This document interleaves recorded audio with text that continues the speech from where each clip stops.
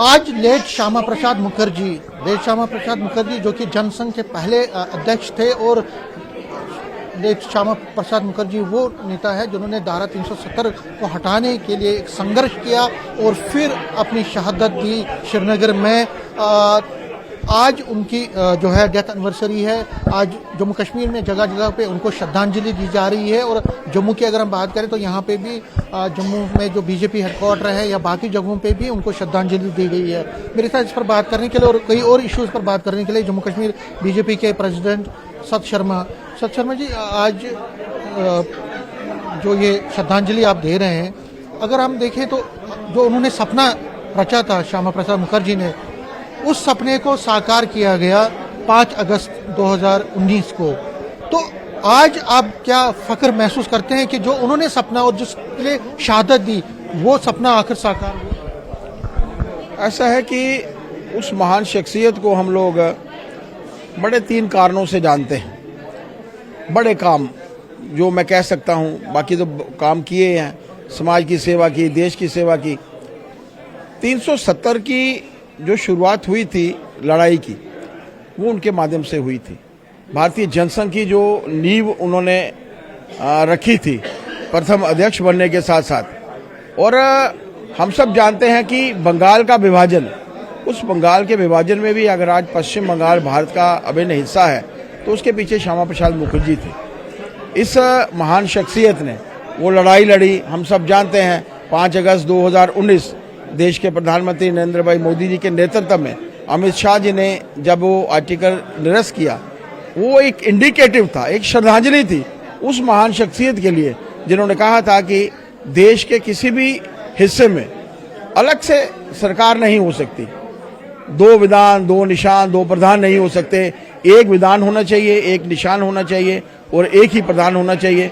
और वो अंततः वो जीत जो थी 5 अगस्त 2019 में हुई, और उस महान विभूति को सच्ची श्रद्धांजलि देश के प्रधानमंत्री जी ने उस दिन दी। आपने कहा कि एक निशान, एक विधान, एक प्रधान, लेकिन एक और स्लोगन आप बार बार दोहराते हैं, वो है कि कश्मीर हमारा है और पूरे का पूरा है।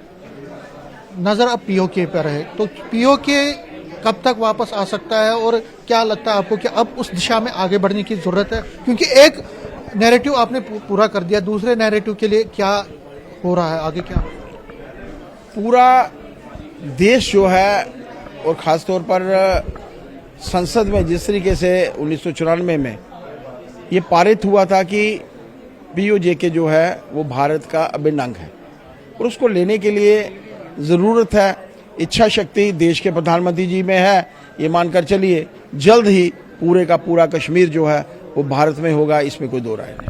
5 अगस्त 2019 को ये खत्म कर दिया गया धारा 370, 6 साल होने को है अब कुछ 1-2 महीने के बाद, लेकिन अभी भी कुछ आवाजें हैं, वो ये कह रही हैं कि इसके लिए हमें लड़ना है। और देखिए, आप रेजोल्यूशन भी इसमें पास किया गया था जब ये सरकार बनी थी, उमर सरकार, स्पेशल स्टेटस की रेस्टोरेशन की। और जब हम लगातार उनसे बात करते हैं उनके लोगों से, तो वो कहते हैं कि हम जो है आज नहीं तो कल ये वापस आएगा, हमें संघर्ष करना है। तो आपको क्या लगता है कि अभी भी कुछ ताकतें हैं जो इसको वापस लाने की चाहती हैं? 200 परिवार ऐसे हैं जिनको 370 का कभी फायदा था।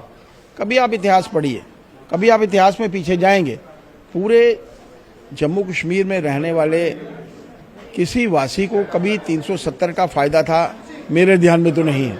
यहाँ तक प्रश्न उसको वापस लाने का है, वो इतिहास के पन्नों में दर्ज हो चुका है।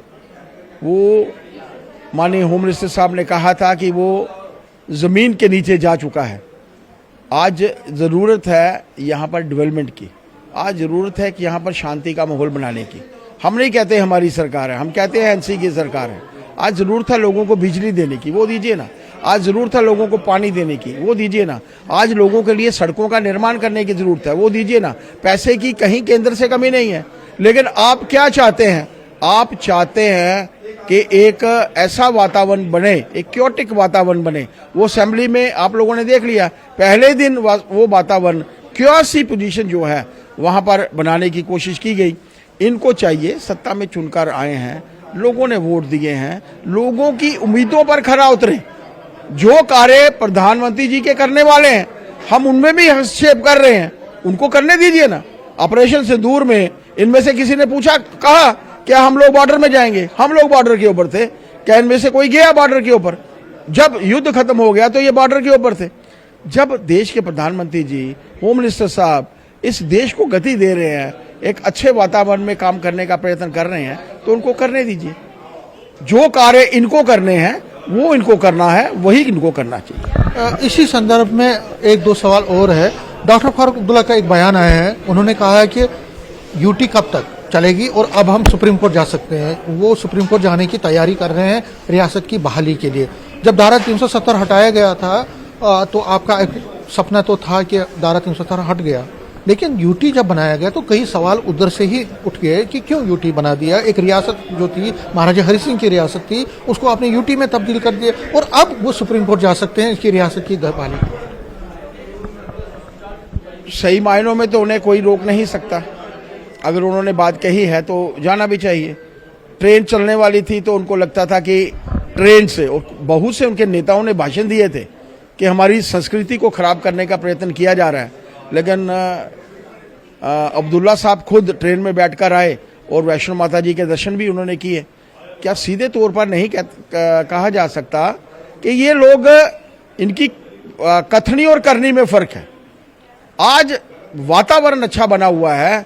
आज अच्छे वातावरण में देश के प्रधानमंत्री जी ने लगातार से जो डेवलपमेंट के कार्यों में बढ़ोतरी हुई है, जेड टनल्स का निर्माण, दूसरी टनल्स का निर्माण, रेल के साथ भारतवर्ष के साथ कश्मीर को जोड़ना और कश्मीर के साथ पूरे भारतवर्ष को जोड़ना, यहाँ की संस्कृति बाहर और बाहर की संस्कृति यहाँ पर पहुंचे। और आप मानकर चलिए, मैं कश्मीर में था 3 दिन पहले, मैं चाहता था मैं बाई ट्रेन वापस आऊं, I was not able to get the ticket. इतनी भारी मात्रा में वहां से लोग, जम्मू से लोग कश्मीर जा रहे हैं और कश्मीर से लोग जम्मू आ रहे हैं। ऐसे समय में इन लोगों की प्राथमिकता यहाँ की डेवलपमेंट को लेकर होनी चाहिए। टूरिज्म जो खत्म हुआ है टेररिज्म के कारण, उस टूरिज्म को बढ़ाने के लिए उनको प्रयास करना चाहिए। वहां पर होटलों की हालत आप देखिए, वो बढ़ाने का प्रयत्न उनको करना चाहिए।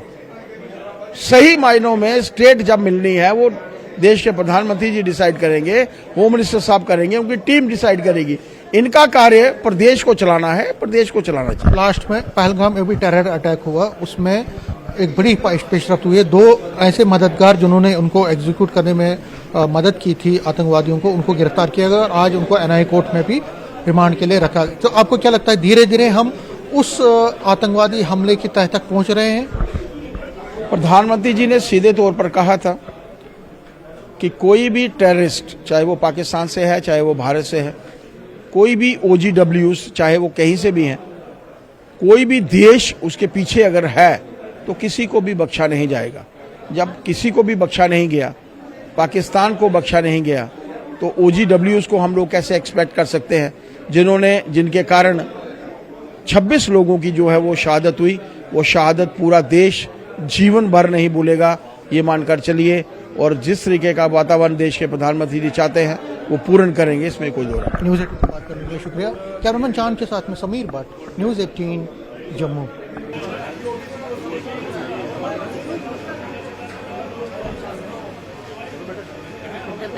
जहाँ हुए बलिदान मुखर्जी, वो कश्मीर हमारा है, जो कश्मीर हमारा है, वो सारे का सारा है।